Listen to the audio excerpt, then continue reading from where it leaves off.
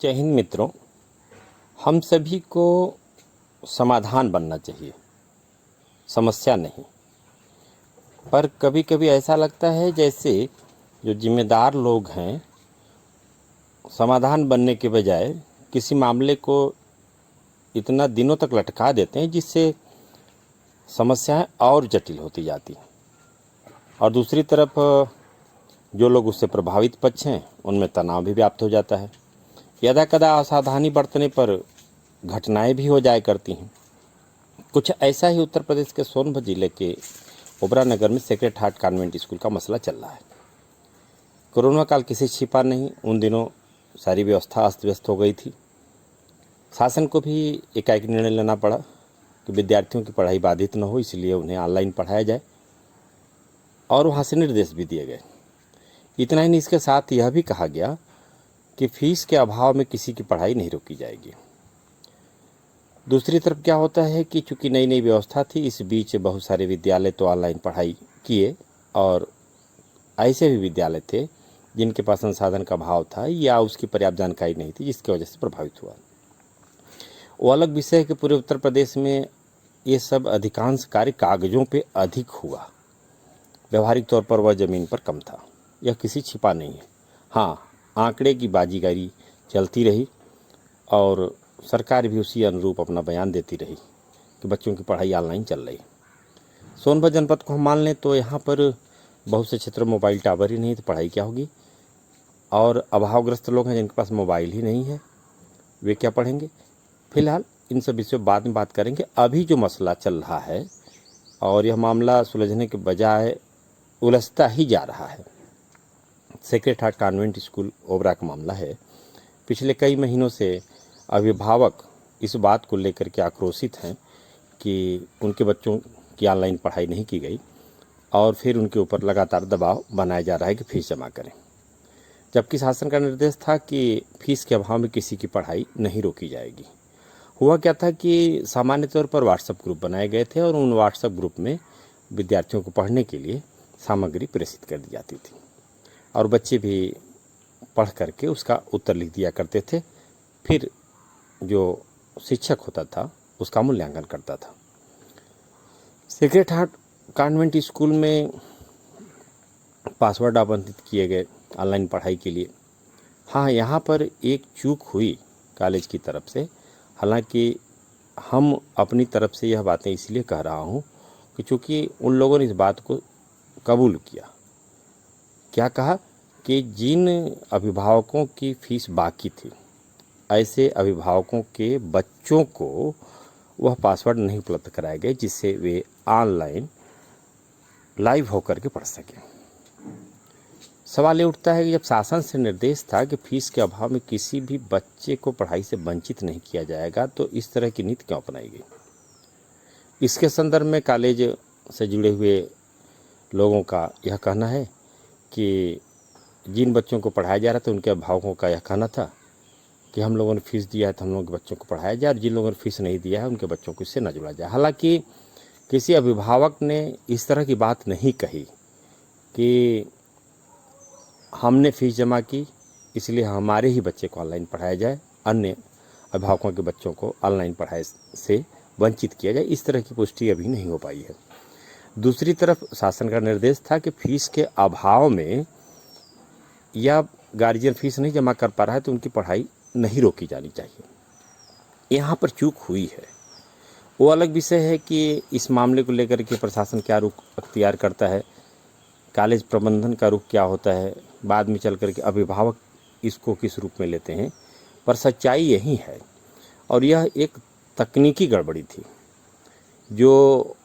जिसको अब लोग स्वीकार करने से इनकार कर रहे हैं, लेकिन सच्चाई यही थी।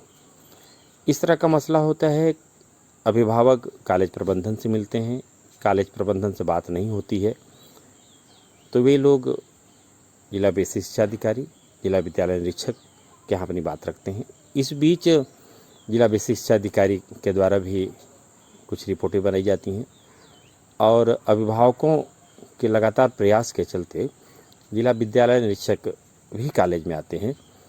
अभिभावक, जिला विद्यालय निरीक्षक और कॉलेज प्रबंधन त्रिपक्षीय वार्ता होती है। उस समय उम्मीद यह बधी थी ज़रूर कोई न कोई रास्ता निकल आएगा, लेकिन उस समय भी कोई रास्ता नहीं निकला। इस आशा के साथ अभिभावक लगे हुए थे कि हो सकता है कि अब आगे कोई बात बने। इस बीच जब कॉलेज की तरफ से बार बार शुल्क जमा करने के लिए दबाव बनाया गया, या यह कह सकते हैं कि कॉलेज ने अभिभावकों से अपेक्षा की कि वे फीस जमा करें। दूसरी तरफ अभिभावकों का यह कहना है कि कोरोना काल के चलते उनके काम धंधे सब बाधित हो गए हैं। ऐसी स्थिति में हम फीस कहाँ से जमा करें, हमें समय दिया जाना चाहिए। और दूसरी तरफ जो अभिभावकों ने तकनीकी दृष्टि से सवाल उठा दिए हैं कि जब हम लोगों के बच्चों को ऑनलाइन पढ़ाया ही नहीं गया तो ऐसी स्थिति में उस काल की फीस हम क्यों दें। यह काफ़ी तथ्यगत प्रश्न है।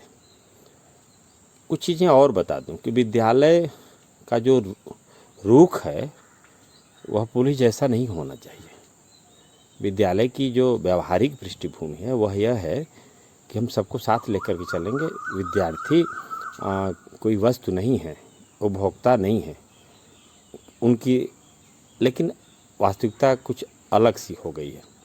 अब शिक्षा दान, विद्यादान की बात तो प्राय देखा जाता है कि ऐसा है ही नहीं है, लोग इसको व्यवसायीकरण के रूप में ले लिए हैं। तो इन स्थितियों में इस तरह की दिक्कतें आती हैं। जैसे घर पर माँ बाप हैं बच्चे के लिए, उसी तरह से विद्यालय में जब बच्चा कोई जाता है तो वहाँ पर शिक्षकों की जिम्मेदारी बहुत ज़्यादा बढ़ जाती है। घर पर माँ बाप दो अलग अलग हैं जो उनकी देखभाल करते हैं, पढ़ाई लिखाई में सहयोग करते हैं, पर कॉलेज या विद्यालय में तो शिक्षक ही है जो माँ बाप दोनों की भूमिका का निर्वाह करता है। उनकी बातों को सुनता है, समझता है, जो समस्याएं हैं उनका निदान करता है। इस बात को लेकर के सदैव सचेत रहता है कि विद्यार्थी हैं, पढ़ाई इनकी ठीक ठाक होनी चाहिए और किसी तरह की कोई असुविधा इन बच्चों को न हो। केवल इतना ही पढ़ाने का ही कार्य नहीं है शिक्षक का, उसके साथ साथ उसका यह भी दायित्व बनता है कि विद्यार्थी अपने को कॉलेज में या विद्यालय में सहज महसूस करे, अस्वाभाविक गतिविधियां न हो।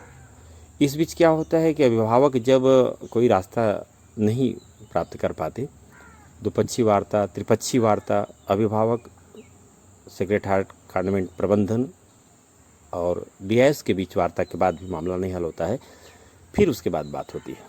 सेक्रेटरीट कॉन्वेंट स्कूल के प्रबंधन से जुड़े हुए उच्च दायित्व पर बैठे हुए लोग आते हैं, उनके बीच फिर अभिभावकों की बातचीत होती है। काफ़ी देर तक चर्चाएं चलती, 2.5-3 घंटे तक बातचीत होती है, पर मामला हल होने का नाम नहीं लेता है। इसमें हम सूझबूझ की कमी माने या अपनी बातों को रखने का तौर तरीका या कुछ और जो भी हो, व्यावहारिक तौर पर अगर कोई मामला नहीं हल होता है तो उसमें कानूनी तौर पर हस्तक्षेप करके उन मामलों का समाधान किया जाना चाहिए। जब यहाँ भी नहीं हल होता है तो इसके बाद अभिभावकों द्वारा शासन को या जिलाधिकारी को, डीआईएस को या अन्य पदों पर बैठे हुए लोगों को पत्राचार किया जाता है कि हम लोगों के बच्चों के साथ इस तरह से किया जा रहा है।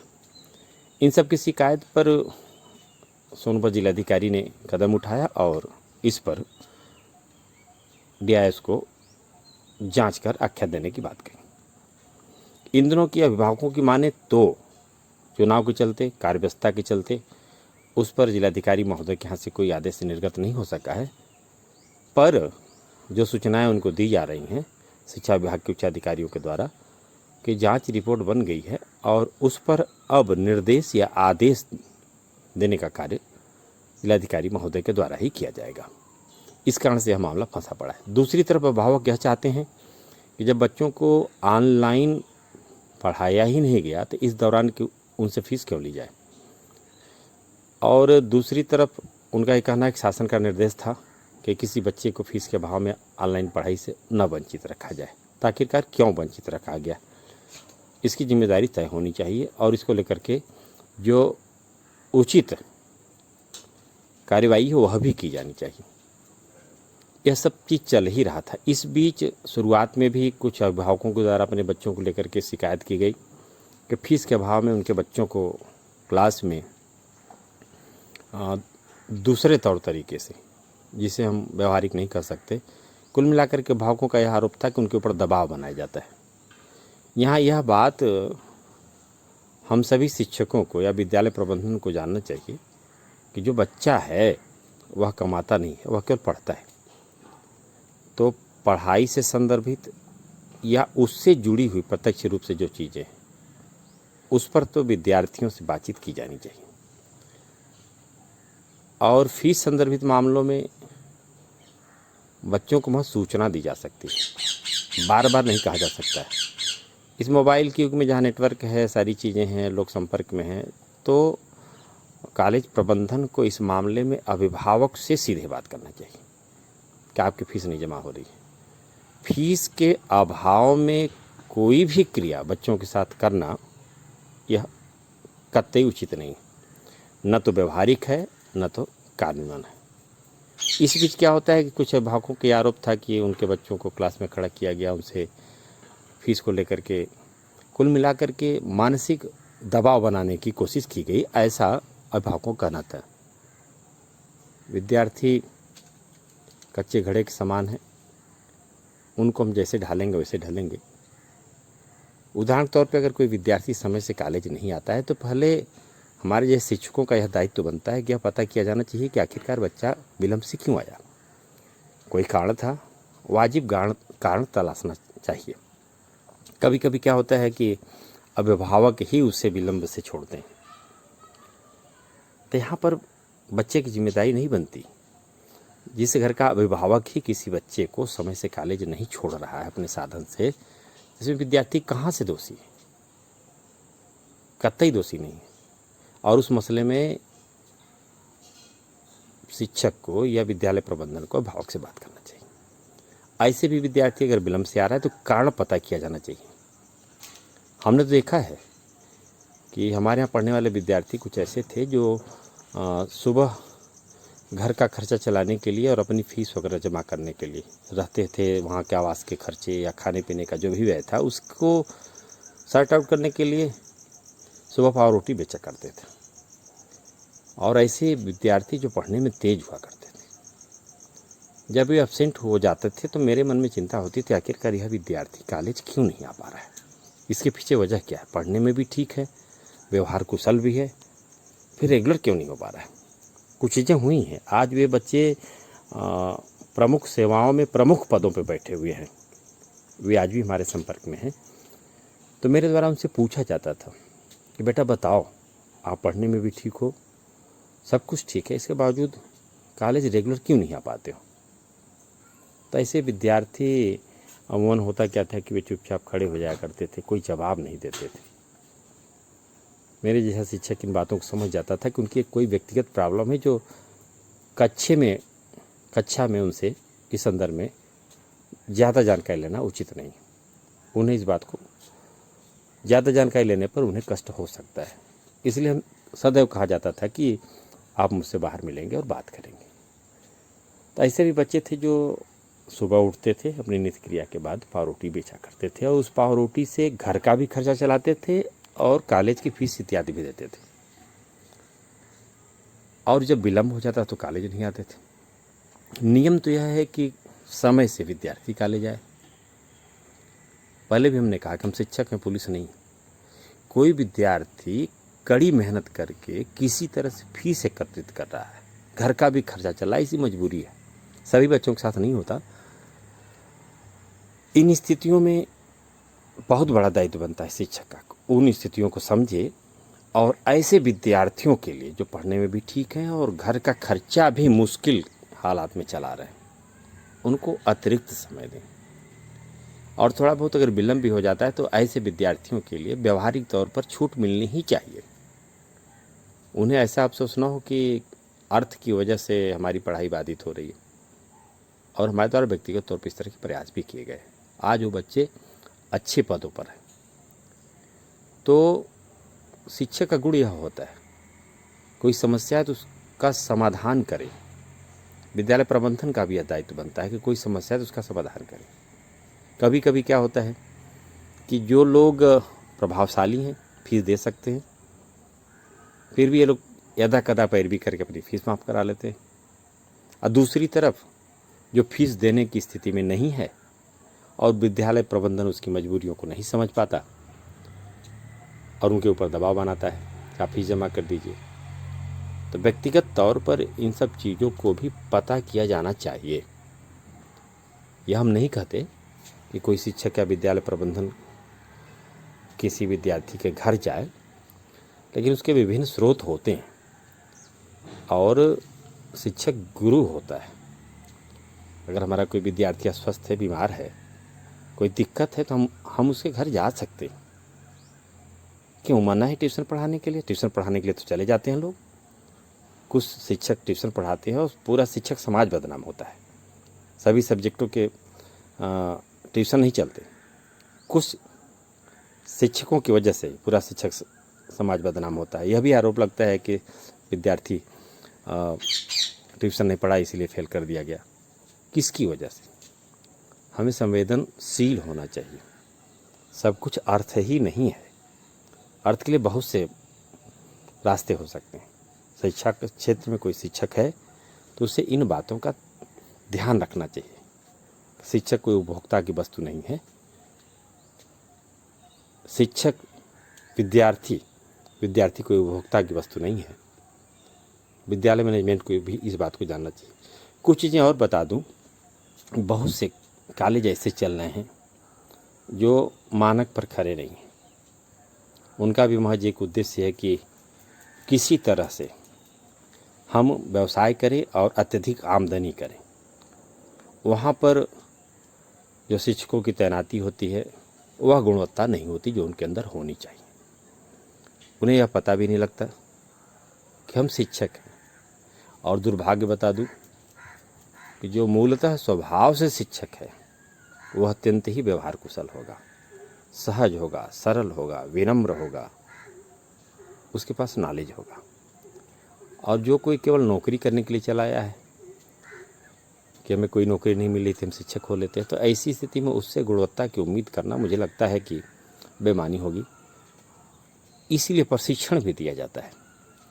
कोई ट्रेंड टीचर है तो उसके अंदर इन सब गुणों के होने की संभावना अधिक हो जाती है। प्रशिक्षण के दौरान इन सब चीज़ों का विशेष ख्याल रखा जाता है। सेक्रेड हार्ट कॉन्वेंट स्कूल में ऐसा ही मसला पिछले दिनों आया, अर्थात कल जो समय निकल गया। परीक्षा के दौरान गृह परीक्षाएं हो रही हैं। परीक्षा के दौरान उस बच्चे के पास से कोई कागज़ का टुकड़ा मिलता है। हम यहाँ पर यह नहीं कहने वाले कि अनजाने में चला गया था या जानकारी मिल ले आया था। सवाल यहाँ इस बात का है कि परीक्षा समाप्त होने के बाद उसे लगभग 1 घंटे तक विद्यालय में रोका गया। इसकी सूचना गार्जियन को लगभग 1 घंटे बाद दी गई। कॉलेज की तरफ से यह प्रयास जरूर किया गया था उसके गार्जियन को बताने के लिए, लेकिन बीच में बात नहीं हो पाई थी। उसके बाद दोबारा सूचना दी गई लगभग 1 घंटे बाद। यह हमारी बहुत बड़ी जिम्मेदारी है। कुछ चीज़ें और जो मुझे पता लगी, बच्चा घर नहीं पहुंचा तो ठीक है, गार्जियन को भी चिंतित होना चाहिए। लेकिन अगर किसी बच्चे को किसी कारण से विद्यालय में रोका गया है तो उसकी सूचना उनके अभिभावकों को तत्काल दे दी जानी चाहिए। यह जिम्मेदारी बनती है। उदाहरण के तौर पर जो लोग रोकते हैं उन बच्चों को, काश उनका ही खुद का बच्चा होता और किसी कॉलेज में बिना बताए इतने देर के लिए रोक दिया जाता तो उनको कैसा लगता? नंबर 1। नंबर 2, ये बच्चे अभी अवयस्क हैं। इनको दुनियादारी से बहुत मतलब नहीं है। इनका महज कार्य पढ़ना है। इस बात का हमें ख्याल रखना चाहिए। कानून में भी इनके लिए विशेष प्रावधान किए जाते हैं, अवयस्क और वयस्क के लिए। इसका ख्याल रखा जाना चाहिए। एक मेरी दृष्टि से जो तथ्यात्मक चीज़ें आई हैं जिनको कॉलेज प्रबंधन के लोगों ने विभिन्न वीडियो और ऑडियो में स्वीकार भी किया है कि ऑनलाइन पढ़ाई में उन बच्चों को शामिल नहीं किया गया था जिनकी फीस बाकी थी। तथ्यात्मक चीज़ें हैं। इसके प्रमाण अभिभावकों के पास भी हैं और विद्यालय प्रबंधन ने भी इस बात को स्वीकार किया है। दूसरी चीज़, किसी बच्चे को अपने पास रोक लेना बिना अभिभावक को कन्फर्म किए, यह उचित नहीं कहा जा सकता। यह भी मान सकते हैं कि इसके पीछे जो कोई भी वजह हो, अभिभावकों द्वारा लगाए गए आरोप ऐसी स्थितियों में सही साबित होने लगते हैं कि जरूर इसमें कोई न कोई सच्चाई है। क्यों कि 1 घंटा रोकना यह उचित नहीं था। अभिभावक की शिकायत थी कि बच्चा घर पे गया, खाना नहीं खाया, काफ़ी देर तक रोता रहा। किसी तरह से वह रात में काफ़ी मैनुअल समझाने के बाद खाना खाता है, और स्वाभाविक है कि जब ऐसी स्थिति आएगी तो अभिभावक फिर मदद प्रशासन से लेगा। और उसी क्रम में आज सूचना प्राप्त होने पर पुलिस भी सेक्रेड हार्ट कॉन्वेंट स्कूल पहुंची थी, तथ्यात्मक संदर्भों को जानने की कोशिश कर रही थी। हम अपनी बात यहाँ पर यह कह करके पूर्ण करते हैं कि इस प्रकरण में पुलिस की भी विशेष भूमिका नहीं है। भूमिका उन चीज़ों की है जो अभिभावकों ने विद्यालय की शिकायत जिला प्रशासन से किया है, और जिला प्रशासन के पास आदेश होने के लिए अत्यंत महत्वपूर्ण बात यह है कि जिला प्रशासन के पास जो पत्रावली लंबित है जिस पर आदेश निर्गत होने, वहाँ से स्पष्ट कोई गाइडलाइन तय हो जानी चाहिए कि ऑनलाइन पढ़ाई से वंचित विद्यार्थियों को फीस जमा करनी है या नहीं, या उन्हें केवल ट्यूशन फीस जमा करनी है, और उसका प्रारूप क्या होगा, क्या तरीका होगा। इस तरह के आदेश निर्गत कर दिए जाएं तो मुझे लगता है कि आए दिन फीस को लेकर के अभिभावक और विद्यालय प्रबंधन के बीच में हो रहे टकराव भी समाप्त हो जाएंगे। दूसरी तरफ जानकारी, या ये कह सकते हैं कि अज्ञानतावश या जानकारी के अभाव में जो विद्यार्थियों के साथ जो चीज़ें हो रही हैं, या हम ये कह सकते हैं कि स्वाभाविक तौर पर भी विद्यार्थियों के साथ अगर कोई चीज़ हो रही है तो उसको फीस से जोड़ करके अभिभावक देख समझ सकते हैं। एक ही रास्ता है, और जिला प्रशासन से हम उम्मीद करते हैं कि चुनाव परिणाम जो भी विधानसभा का आने वाला है 10 मार्च को, इसके बाद तत्काल कोई आदेश निर्देश या कोई गाइडलाइन तय कर दी जाए, ताकि विद्यालय प्रबंधन और अभिभावकों के बीच बेवजह बनी हुई टकराहट समाप्त हो जाए और शैक्षणिक माहौल में गुणात्मक सुधार हो जाए। जय हिंद, जय भारत।